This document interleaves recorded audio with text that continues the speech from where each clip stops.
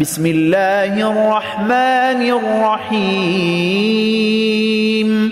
ألهاكم التكاثر حتى زرتم المقابر كلا سوف تعلمون ثم كلا سوف تعلمون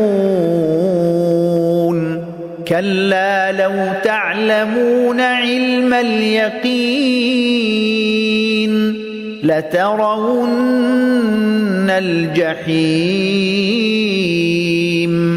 ثم لترونها عين اليقين